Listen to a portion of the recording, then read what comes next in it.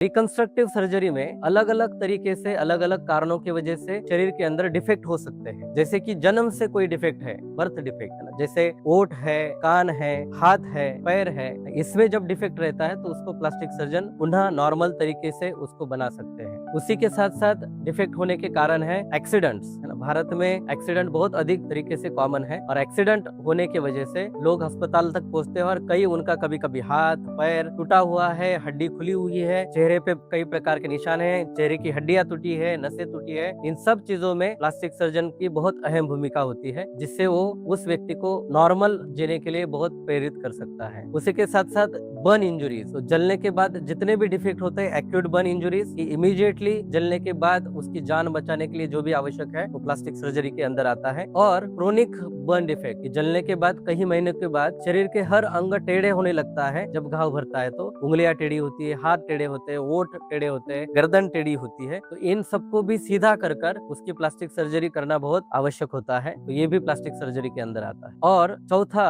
और important cancer surgery. Cancer surgery में भारत में सबसे इम्पोर्टेंट कैंसर है मुंह के कैंसर और स्तन का कैंसर। तो इसमें ये जो पूर्ण अवयव है उसको निकाला जाता है। तो फिर इसमें प्लास्टिक सर्जन अलग अलग जगहों पे से, जैसे छाती से, हाथ से, थाई से या फिर पैर से जरूरत के हिसाब से टिश्यू लेकर उसको अलग अलग प्रकार का आकार देकर व्यक्ति सामान्य तरीके से खाना खा पाए, बोल पाए और दिखने के लिए भी सोशली एक्सेप्टेबल बने, इसकी बहुत अच्छे तरीके से कोशिश करते हैं।